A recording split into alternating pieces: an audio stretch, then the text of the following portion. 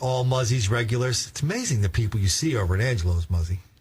We have a major cross-section of people. I mean, we've got, like you said, the vice president was very, very active at Angelo's. His children were even more active, and we had Hunter Biden, Beau Biden, and Ashley would come in on Saturdays. So we have an amazing cross-section of customers and people we just absolutely adore. So, Kara, how long did it take you to write this book? It's hard to say because like I said, the majority of it came out of my master's thesis. But you sold a lot of copies of that book. I put in a proposal for it in, I think it was October. It went to press in April, and then it was out for sale in time for Christmas. So how many print runs have you guys done on that? Oh, an exact figure. I mean, they keep reprinting it. They right? keep reprinting it. 80,000. Going to say at least. No, you must have done at least 10, 15 prints of that. Prints of that. And a lot of those sales. I mean, those are Borders and Amazon stocking up their shelves, and when they purchase those books, that counts as a sale. So. Nice. Carol, John, your pictures all over this book. How'd you manage that? I don't know. I must have paid her off or something. Hey, Carol, what was the biggest obstacle that you as a new author?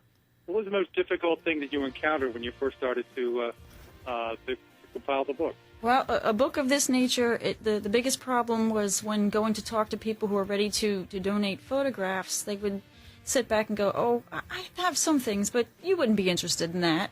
And actually, some of the coolest things in the book were from people that didn't think they had anything, like tickets to ride on the B&O Railroad, or the calendar from the Lincoln Pharmacy that you'll find in the book. So really some wonderful things. Let's go. Well, I think we're running up against a news break. Can you guys stick around for another segment? We sure can. Be happy to, John. John, you want to take us into the break? Well, we're talking to August Muzzi, owner of Angelo's Luncheonette in the 40 Acres, and Kara Briggs, the author of the book 40 Acres. But right now it's time for the WDEL award-winning news at the bottom of the hour. Your home. It's the Rick Jensen Show. That's the dumbest thing I've ever heard in my life. On 1150 AM WDEL.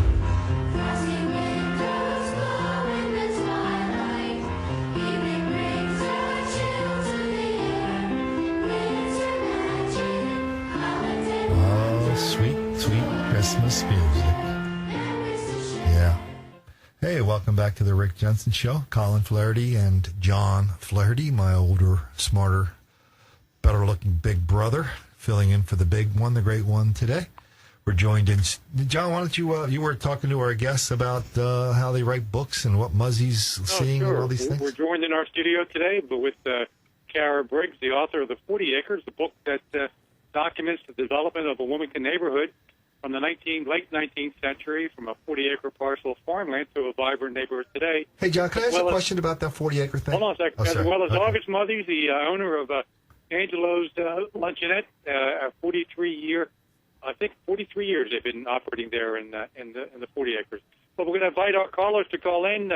Give us a call, 478-9335, 478-WDEL, downstate and outstate, 1-800-544-1150 again. Get Brother Colin, what's your question? Oh, the 40 acres. Did that have anything to do with Kara? Did that have anything to do with 40 acres and a plow when people were discharged? The 40 acres and a mule. Yeah, mule, sorry. No, actually it didn't. And it does have to do with the fact that it was as John had mentioned, a purchase, a 40-acre purchase from a tract of land known as the Hope Farm, and it was owned by the Shallcross and Lovering families. Are there any of those families still around? I really don't Nobody know. comes around and goes, "Hey, you're on my grandfather's dirt, Muzzy. Get off it." I know that the last people to own the farm, there was a dispute between the brother and the sister. That happens. And it was parceled off like the rest of the farm. So I don't believe that there are any left, but I could be wrong. Kara, when you went to when you started to write the book and were talking to various people, do you recall your first interview and how that went, and what kinds of pictures you got from whoever you talked to first? Actually, Muzzi was one of my first interviews. Oh, good. Start with the toughest first. Well, I have known him a long time, and he is a treasure to the neighborhood. And he has a wealth of knowledge and has so many wonderful stories to tell. And that was part of how I started this, was capturing the true fabric of the neighborhood, and that's its people and its stories. And the first person that I wanted to talk to, outside of my own family and capturing their stories, I wanted to talk to Muzz. I wanted to talk to Mayor McLaughlin, who sadly we don't have with us anymore. And I thankfully got all these down on tape, and so we can revisit those. And Muzz is here to tell us many more stories. So that was how it really got started, to capture it all. Good. When you talk about the fabric of the 40 acres, Muzz, what are the changes, and how have you adjusted over the years when you first started back in 1967 to now as an owner of a independent luncheonette there? Well, John, as I was saying, the industry unfortunately did leave us in that neighborhood. We started getting a lot of the younger couples. And, we had to really make some changes because we were geared up for your blue-collar worker. And everything that we were trying to do then was to just accommodate those people that were, working in the area. Now you change everything over there where it's not the people that are working in the area, it's the residential people, it's the people that are living there. Unfortunately, our hours back then, we were there 6 days a week. And unfortunately, that didn't accommodate the people that moved in later who were actually leaving early. But when they came home at 5, we were already closed. Muzz, can you hold on a second? We're going to take a break for a WDEL Traffic Watch on the 9s with Robin Bryson.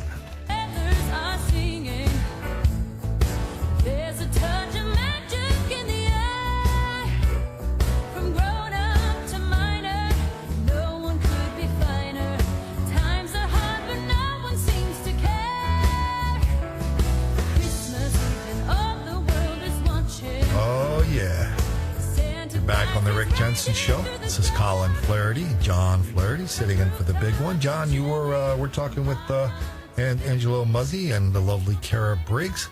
We're talking to Kara Briggs, the author of 40 Acres, a book that was documents the development of a neighborhood in Wilmington from the 19th century till today, starting as a 40-acre parcel of farmland, and August Muzzi, the owner of Angelo's. John, the 40 acres really is one of the nicer neighborhoods in Wilmington. Well, it wasn't when we were growing up. We moved out of there because, the 40 acres was the kind of neighborhood in the 50s that you moved out of. Now it's the kind of neighborhood you moved into. And as Kara has said, there's been a lot of change. And Muzz has also talked about the change in the mixture of commercial properties and employment, blue-collar jobs. We had Bancroft Mills was there. We had the Container Corporation down at by the Swinging Bridge. And Kara, one of the most interesting things in your book was that beer factory or brewery that is where Galusho's is now located. I wonder if you could, if you know anything about that, you could tell our listeners the history about that brewery there. Well, you're talking about the Hartman and Fehrenbach Brewery. Okay, sure. Yeah. It was. The picture you have in your book is like it's a huge building. It's hard to imagine something that large was located there at one time. It was a massive site, and if you were to go over there now, you really wouldn't have any idea that was even there. It would have incorporated the corner of Lovering and Augustine Cutoff all the way back towards Riddle. There is a park over there where you used to live, over on Wawasset, where they had cooling tanks. Really? It was a massive facility. You know the motto of that company? Stay thirsty, my friend. Sorry, John. Take care.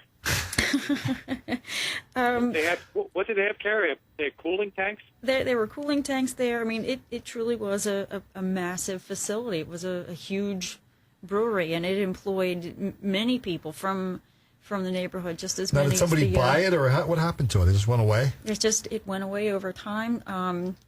that is not something that I researched as much as the rest of the neighborhood.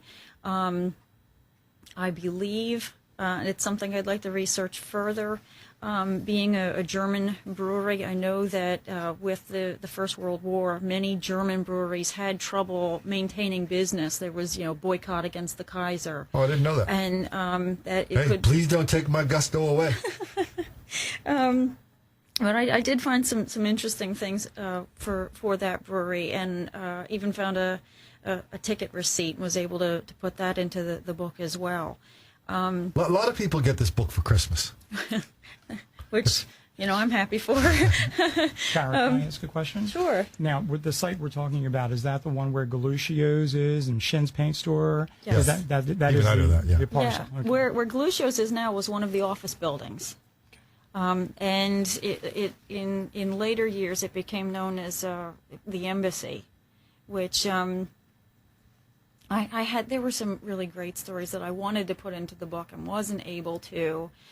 Stories of the whistle going off down at the mill, and the women from the neighborhood coming to the front porch and waiting for the men to come home, and some of them would stand there and wait and look and Nice. wait and hope and Nice. waiting to see the men come up the hill, and when they didn't come, the women knew they had all gone into the embassy. Just stories like that.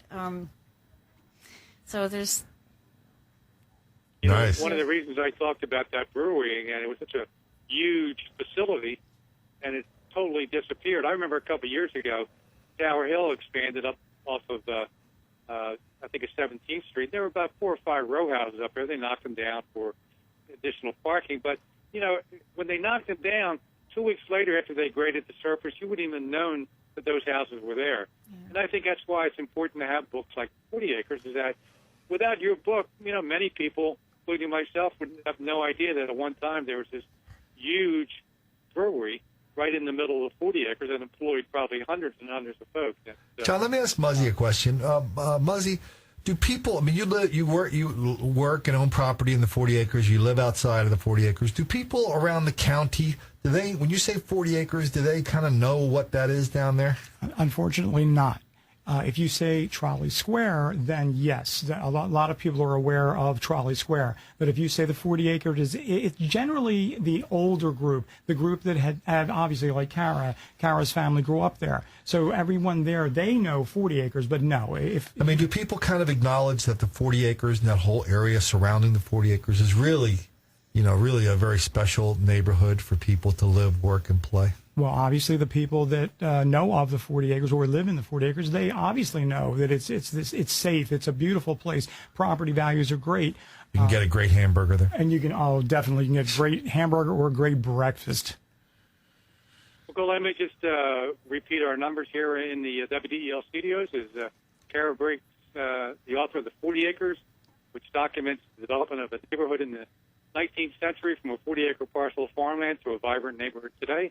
And also August Muzzi, the owner of Angelo's Luncheonette, right in the heart of the 40 acres. So give us a call, 478-9335, 478-WDEL, 1-800-544-1150. And just one mention about that brewery, and I could be wrong on this, but when you think about it, with the passage of Prohibition in, 1919, that brewery was out of business. They couldn't produce beer anymore. That makes a lot of sense. And all of a sudden, that building was 5-6 stories. I've seen some of the pictures in your book, Kara, from the other side of the river. You can still see it. Mm-hmm. It was a huge facility, and it just kind of, disappeared overnight there. It's a real shame. Plus, what was it like how did your family pick the 40 acres to start a business, the Luncheonette, back in, 1967? John, my dad and I were both barbers up at the Grayling Crest Shopping Center. You were a barber? I didn't know that. Yes, I was a barber, and that's why I run Angelo's now, because they call it a clip joint, so I just feel right at home. But anyway, no, we were barbers at Grayling Crest, and we heard of a little luncheonette that was going to be going up for sale because the owners were a little elderly and they wanted to get out. Was it called Angelo's then? No, it was called Pantano's Luncheonette. And a very well-known family from Wilmington. And we went down to look at it, and believe it or not, within about a 3 or 4 hour period, we were negotiating everything, and we made the